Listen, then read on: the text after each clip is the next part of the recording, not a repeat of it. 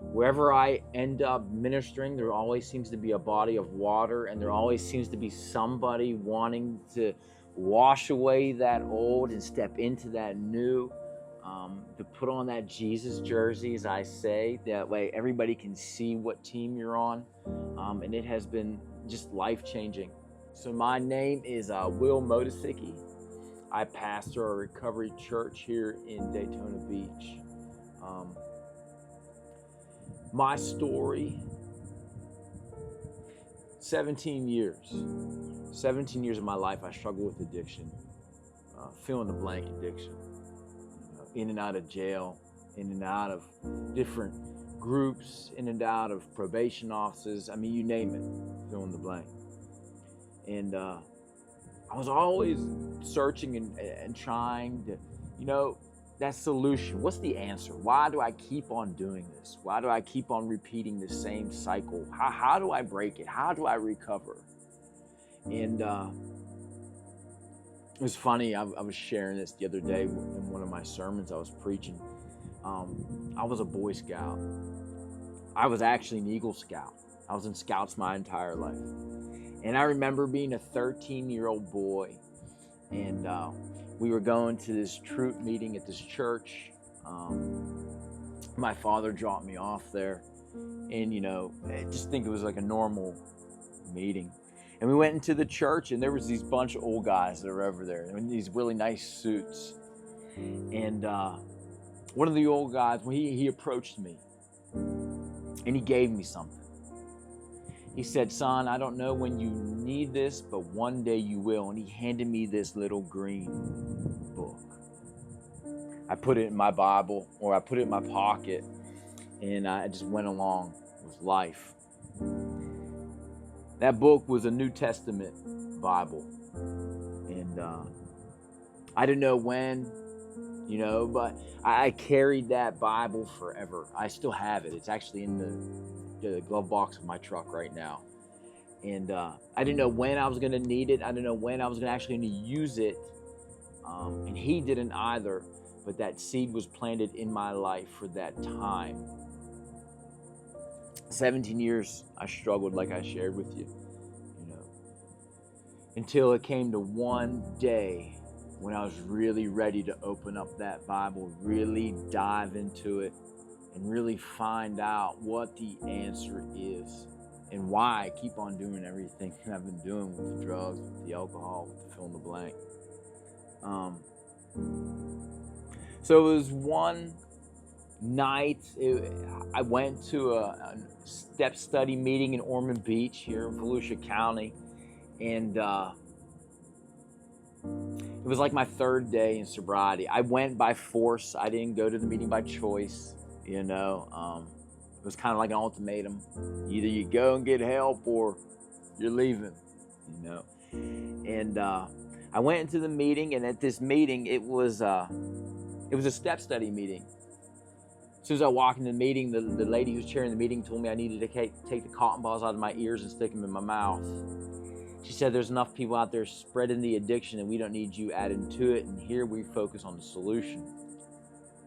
So I was like, fine, I don't want to share anyway. So I went in this meeting. I sat down, talking, back of the room, hoods up, sweaty palms, the whole ordeal. And at that meeting, if you weren't qualified to share, you weren't allowed to share. And if they had a speaker who was qualified to share, it had to go through the steps, had to have a spiritual awakening.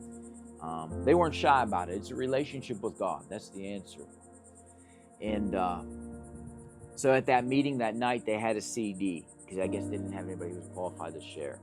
They put the CD in the CD player, and CDs, if they scratched, they skipped.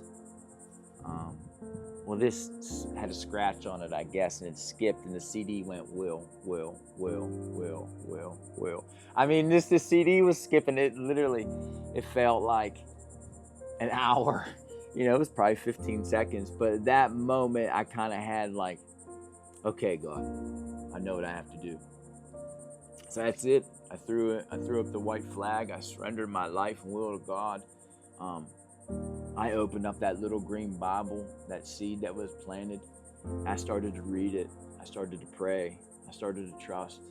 I started to just surrender my life and dedicate my thoughts and my actions to God as best as I could. And that's the thing. It's where sanctification is a process. Recovery's a process. And that was 9 years ago this December. So Recovery Church, I was given the opportunity. It was born out of a church in South Florida in Lake Worth. This concept of Recovery Church. And what Recovery Church is that bridge between those meetings and the bridge between the Sunday congregation. It's reaching those individuals who are in those rooms and really sharing the solution and the answer to them, helping them with guidance and direction to build that relationship with Jesus. It can't be a higher power of my creation. It can't be a higher power of my imagination or my fabrication. It has to be God. It has to be Jesus. I mean, it's obvious, right? If it could have been somebody else, we would have done it. That's why it can't be the doorknob. I mean, if it was the doorknob, it couldn't be the group. It couldn't be the chair. I always had this joke, right? That if you make the doorknob your God, it's eventually going to turn on you. But it had to be Jesus. So Recovery Church is getting down into the roots of it, really seeing where the step work has derived from the Bible, and really walking with individuals on that way of the recovery. But recovery, right? Recovery, it's like a ripple effect. I throw a rock in that pond, it ripples out. Recovery's for everyone. Everybody's suffering from something. There's some addiction. There's some, sin comes down to one thing. It's self. Selfishness, self-righteousness, self-pity. Anytime I'm focusing on me and not focusing on others, that's debatable. It could be sin.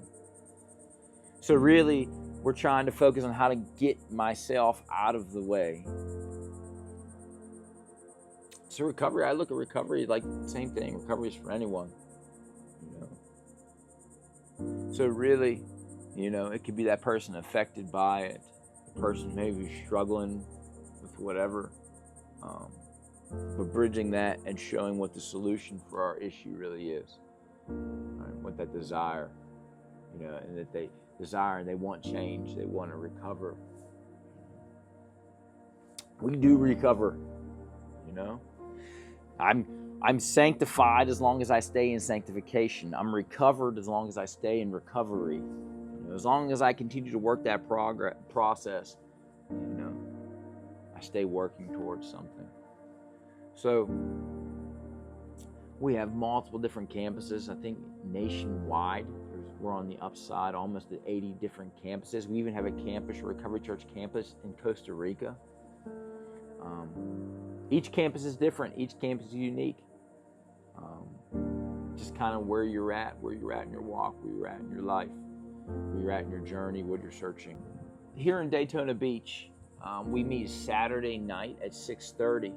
I get the privilege of partnering and walking alongside of a men's discipleship house on Ridgewood. It's called the Victory House. The Victory House, it's standalone. It's not a traditional sober living house. It is a men's discipleship house. We have pastors. We have Bible studies. We have a church service there. Recovery Church meets there Saturday nights.